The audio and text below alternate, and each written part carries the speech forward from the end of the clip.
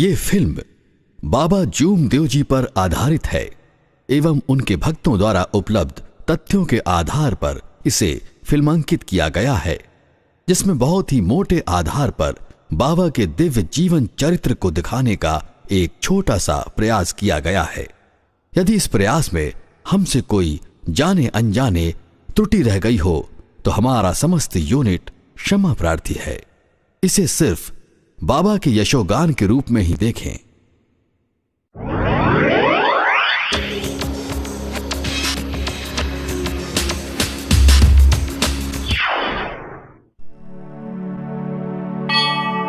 भगवान बाबा हनुमान जी को प्रणाम।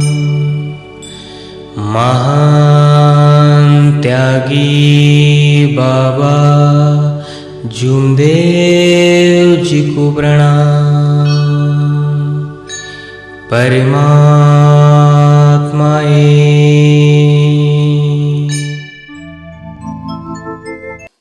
भारतवर्ष की भूमि महान विभूतियों की जननी है, जिसने समय समय पर ऐसी ऐसी महान शक्तियों को मानव रूप में जन्म दिया है, जिन्होंने इस धरा पर मानव सेवा, सत्य, मर्यादा एवं प्रेम की अविरल गंगा प्रवाहित की है।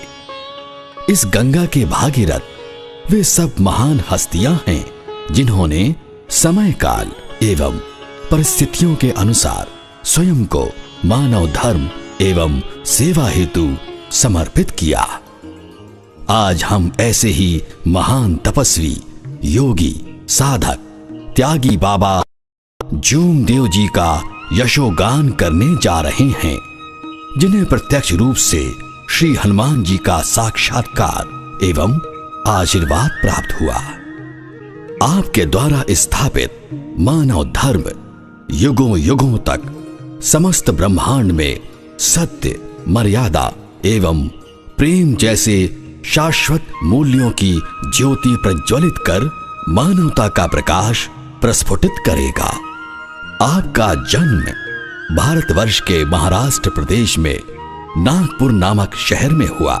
इसी शहर के गोलीबार चौक नामक मोहल्ले में बसे ठुब्रीकर खानदान में आपका जन्म हुआ। हलवा जनजाति के इस परिवार में 4 भाई तानवा, महादेव, विठोबा और बालाजी रहते थे, जिनका मूल व्यवसाय बुनकरी था। घर के आर्थिक हालात अत्यंत नाजुक होने के बावजूद चारों भाई मिलजुल कर प्रेम पूर्वक अपनी गृहस्थी चलाते थे। आम बच्चों जैसा बचपन, लेकिन दिव्यता की झलक चेहरे पर अवश्य विद्यमान थी। पारिवारिक हालात के चलते आपकी शिक्षा मराठी भाषा की कक्षा 4वीं तक ही हो पाई। प्राइमरी स्कूल के नियमित विद्यार्थी के रूप में हमारे बाबा जूमदेव जी एक होनहार छात्र थे। नियम से स्कूल जाना व समय पर घर पहुंचना उनकी दिनचर्या थी। लेकिन जब भी स्कूल से वापस आने पर वे अपने घर आकर दरवाजे पर दस्तक देते और कोई प्रतिक्रिया न होने पर दरार से झांक कर देखते तो उन्हें मां की बजाय विशालकाय एक आंख दिखाई देती थी। दरअसल उनके दिव्य प्रारब्ध ने अपने शुभ संकेत देना आरंभ कर दिया था। तत्पश्चात आपने पढ़ाई छोड़कर अपने परिवार की सहायता का संकल्प कर अपनी आयु के 12वें साल से पारिवारिक बुनकरी के कार्य की शुरुआत की। चूंकि प्राचीन काल में शारीरिक सौष्ठव का अत्यंत महत्व था, बालक जूमदेव को भी बचपन में अखाड़े जाने का बड़ा शौक था और वे कुश्ती में अत्यंत पारंगत भी थे, जिस कारण से वे उस परिवार में पहलवान के नाम से प्रसिद्ध थे। उम्र के कुछ बसंत और बीते। सामाजिक प्रथाओं एवं रस्मों के अनुरूप वर्ष 1938 में बाबा जी की उम्र के 17वें वर्ष में आपका विवाह नागपुर जिले के ही खापा गांव के निवासी बापूजी बुर्डे की सुकन्या एवं तड़फदार व अग्रगण्य बुनकर नेता श्री सोमाजी बोर्डे जी की छोटी बहन वाराणसी बाई के साथ संपन्न हुआ। विवाह होने के 2 वर्ष के उपरांत यानी 19 वर्ष की आयु में आपने बुनकरी का व्यवसाय छोड़ दिया और सेठ केसरी मल के यहाँ बही खाता लिखने का कार्य 30 रुपए मासिक वेतन के आधार पर करने लगे। ये सोने चांदी के जेवरों की दुकान थी। कर्तव्यनिष्ठ, कर्तव्यपरायण, सदा सत्यगामी बालक जूमदेव जी के महान गुणों में से एक सत्य व ईमान का प्राकट्य इसी दुकान में घटने वाली एक घटना से हुआ।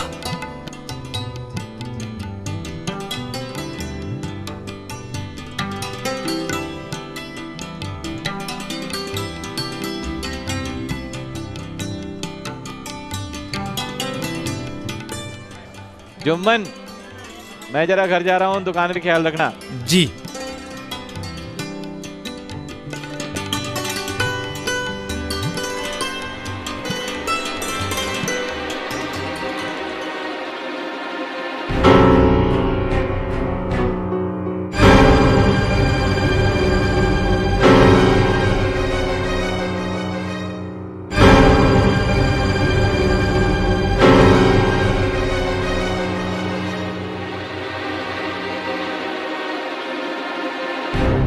हे देवा, इतना कीमती हार बाहर कैसे पड़ा है?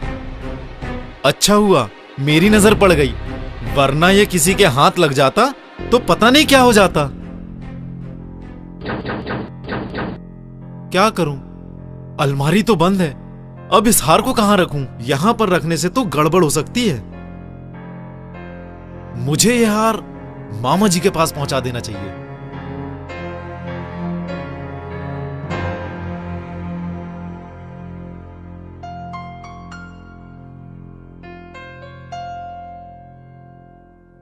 जुम्मन बेटे, क्या बात है जुम्मन बेटे, इतने परेशान क्यों हो? ये दुकान के हार लेकर तुम यहाँ कैसे आए? मामा जी, ये दरअसल हार दुकान में अलमारी के नीचे पड़ा रहा, तो शायद ये धोखे से गिर गया होगा। मदन भैया भी दुकान पे नहीं थे, इसलिए हार मैं आपके पास ले आया। अरे कोई डाका को जल्दी बुलाओ, आजकल दुकान में बहुत लापरवाही हो रहा है। जी मामा जी, आपने मुझे बुलाया? अरे ये बतलाओ, वो हार जो दिए थे दुकान में रखने के लिए, वो हार कहाँ है? मामा जी, मैंने दुकान की अलमारी में रखा हुआ था। अलमारी में रखा था? जी मामा जी। तुम्हें अच्छे से याद है? जी मामा जी, मुझे अच्छी तरह याद है, हार अलमारी में ही रखा हुआ था। अगर तुमने वो हार अलमारी में रखा था तो ये हार कहाँ से आया? अरे फिर ये क्या है?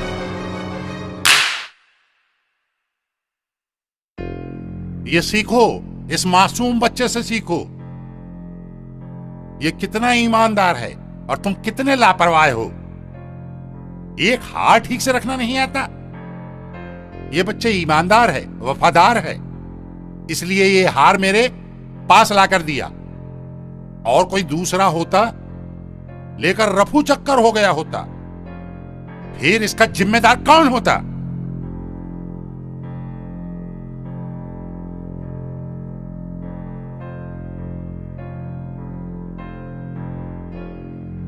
इस घटना के उपरांत बाबा जी के मन में यह विचार आया कि मदन सेठ का छोटा भाई अनाप शनाप पैसा खर्च करता है। इसी पैसे की खातिर वो किसी दिन दुकान में भी कुछ गड़बड़ कर सकता है। ये सब लोग जो आज मुझे ईमानदार कहते हैं, कल किसी घटना के घटने पर इनका दृष्टिकोण भी बदल सकता है। आखिर मैं एक कर्मचारी ही हूं। कल किसी कारणवश ये लोग अपने भांजे का पक्ष लेकर मुझे बदनाम कर सकते हैं। अतः ऐसी किसी भी स्थिति के आने के पूर्व ही मुझे ऐसे स्थान को त्याग देना चाहिए। और इस प्रकार के विचार आते ही बाबा जी ने वो नौकरी छोड़ दी और पुनः साड़ियां बुनने का कार्य करने लगे।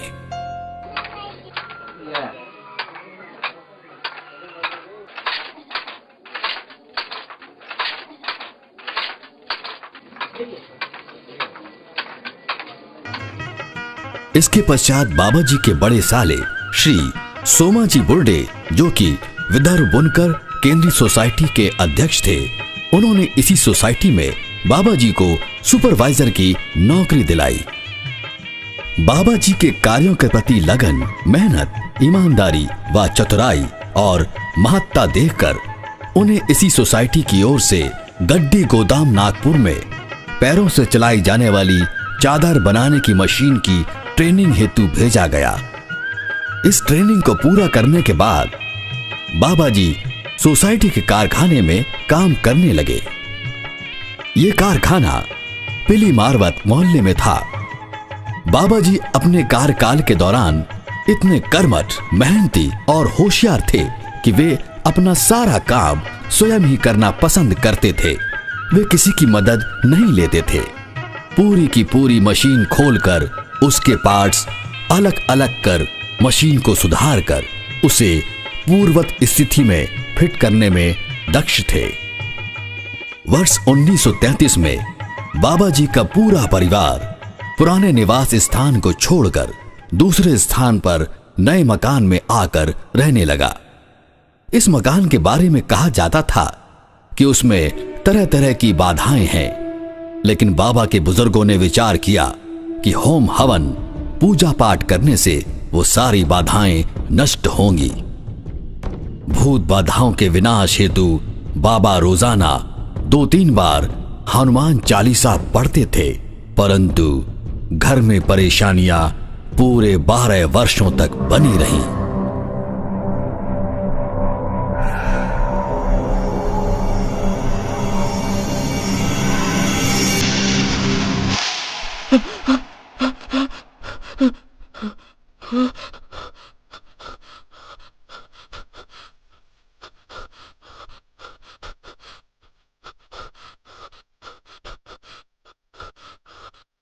क्यों रे, क्यों बैठा है?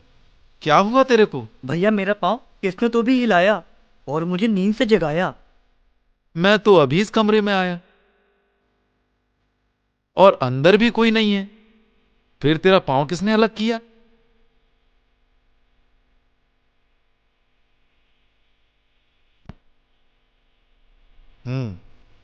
इस घटना के बारे में मुझे सोचना ही होगा।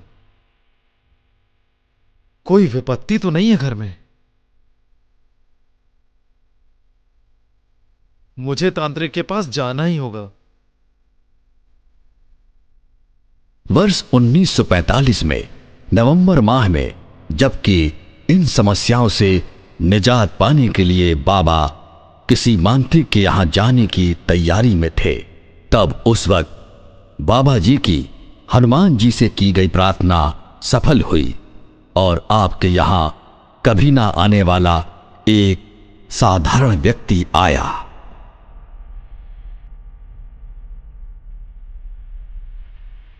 तू कहां जा रहा है भाई? भाई, पिछले कुछ वर्षों से हमारे घर में सुख शांति नहीं है।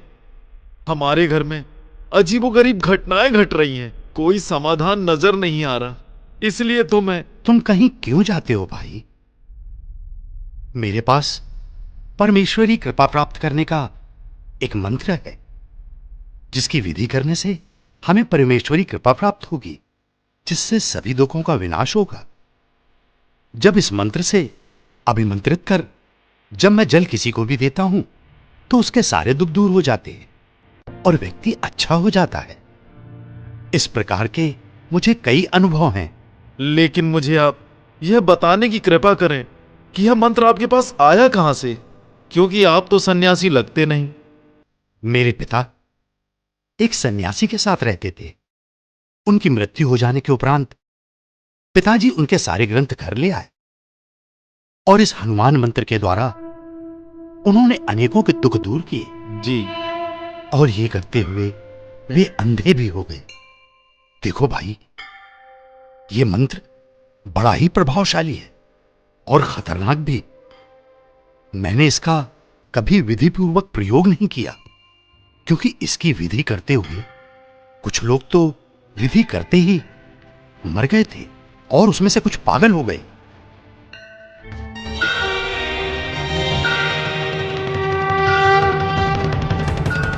पर ये विधि मैं अवश्य करूंगा, ये विधि मैं अवश्य करूंगा।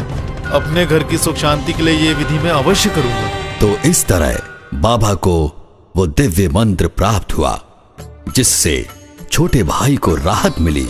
और तब बाबा ने विचार किया कि इस मंत्र की विधि को विधि विधान से पूरा कर परिवार के दुखों को दूर करना होगा।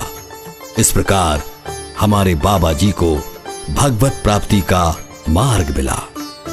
एक लंबे विचार विमर्श के उपरांत ये तय हुआ कि चूंकि ये मंत्र बेहद प्रभावशाली और खतरनाक भी है, इसलिए बाबा जी ने ही उस विधि को 41 दिन तक करने का निर्णय लिया, इस भावना के साथ कि उस मंत्र को विधि विधान से सिद्ध करने पर घर के सभी कष्ट नष्ट होकर पूरे परिवार को सदैव सुख और समाधान मिलेगा।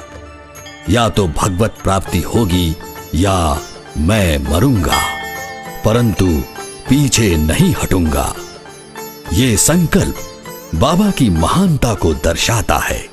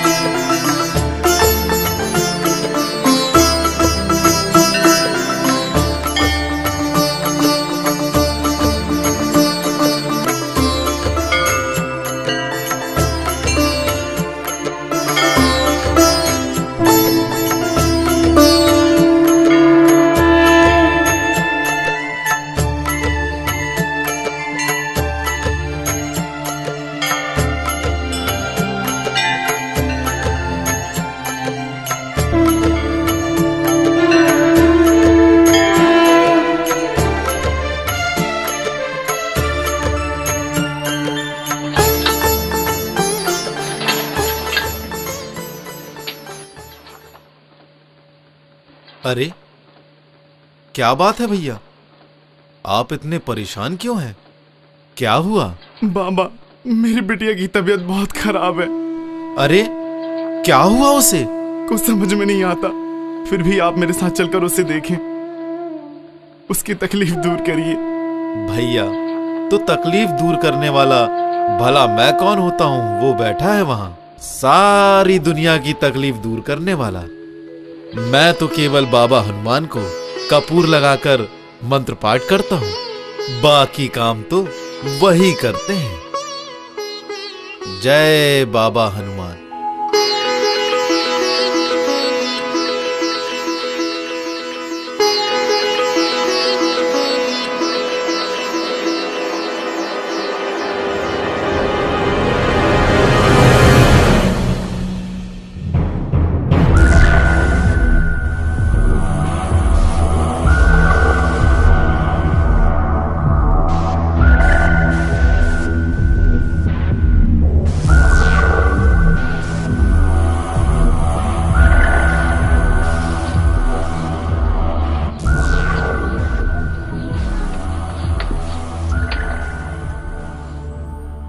बाबा हनुमान जी, इस बच्ची को तो बेहद कष्ट है।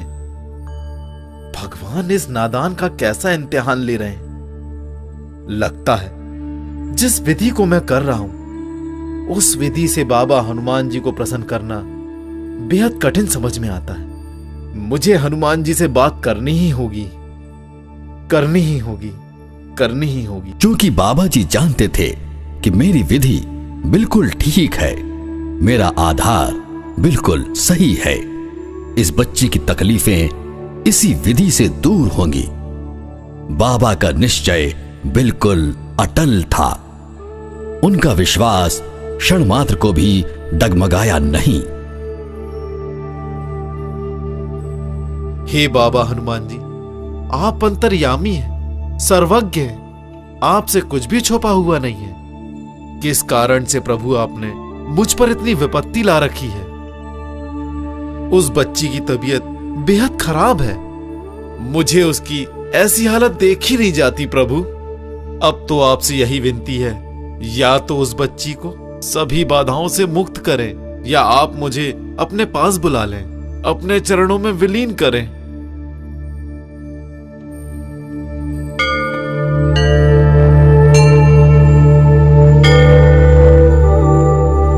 दूसरे दिन यानी विधि के 22वें दिन नियत समय अनुसार बाबा जी हनुमान जी के मंदिर गए और विधि आरंभ की।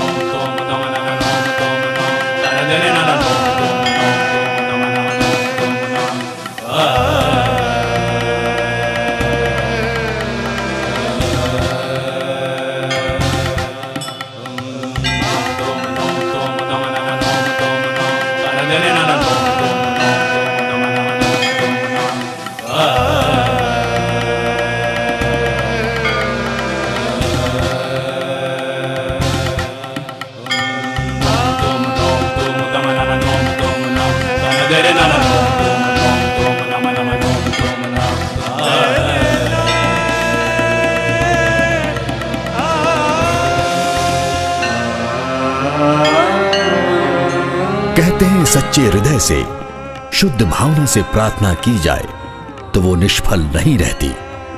फिर ये प्रार्थना तो हनुमान जी के अनन्य भक्त, उनके कृपा पात्र बाबा जी स्वयं कर रहे थे। तब भला उनकी प्रार्थना हनुमान जी कैसे नहीं स्वीकार करते। बाबा जी की प्रार्थना स्वीकार भी हुई और उस प्रार्थना का चमत्कार भी सारी दुनिया ने देखा। 23वें दिन सुबह सुबह जब बाबा जी विधि को पूर्ण करके पूजन कक्ष से बाहर आए तो उन्हें बहुत ही हैरत अंगेज और खुशनुमा दृश्य दिखाई दिया।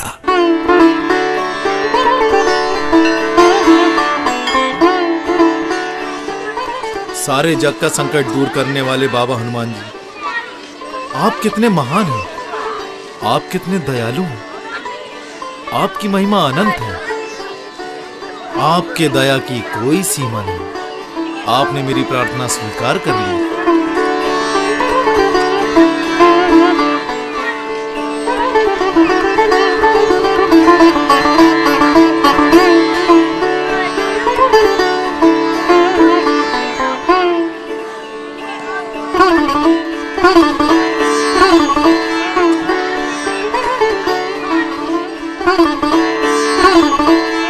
सन 1946 को इस प्रकार बाबा जी ने 41 दिनों की विधि पूरी कर 42वें दिन परमेश्वर हनुमान जी को शक्कर का भोग लगाकर विधि समाप्त की और बाबा ने मंत्र देने वाले व्यक्ति के यहां प्रस्थान किया, इस भावना के साथ कि अब इस विधि से आगे का मार्गदर्शन प्राप्त करना है। और बाबा जी की लगन, निष्ठा, समर्पण देख उक्त सज्जन ने बाबा जी को आगे का विधि विधान सहर्ष बताया।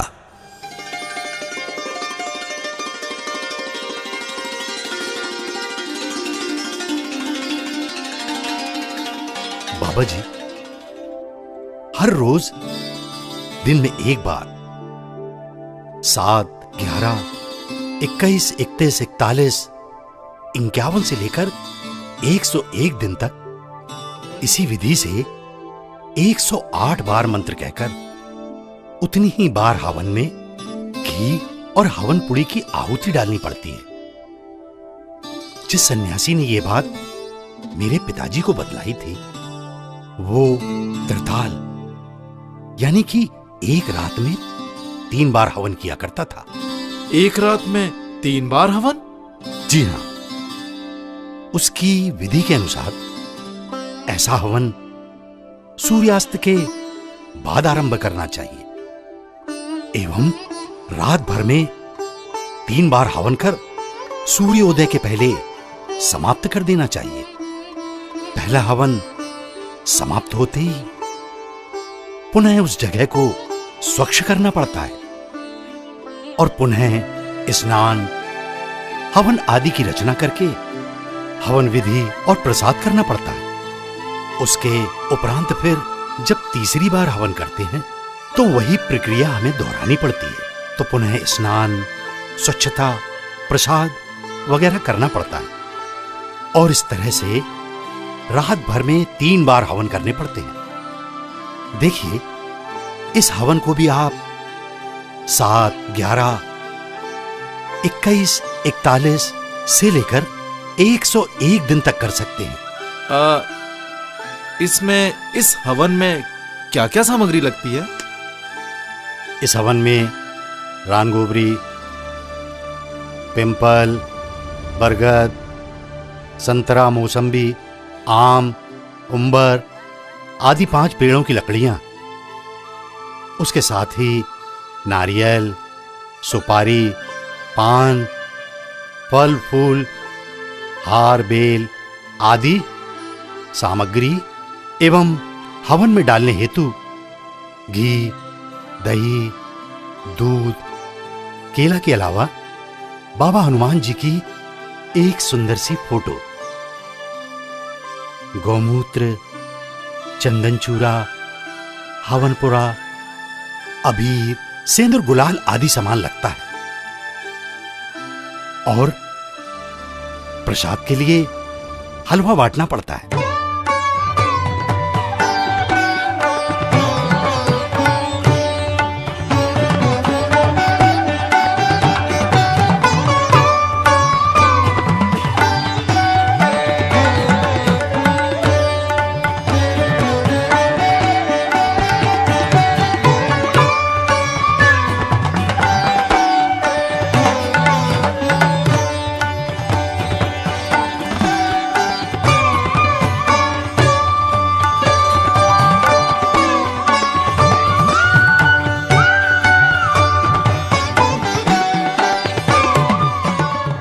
इस प्रकार बाबा जी ने उस सज्जन व्यक्ति से अगली विधि की संपूर्ण जानकारी प्राप्त की और उसे लिपिबद्ध किया और शाम को ही बाबा लौटकर घर आ गए।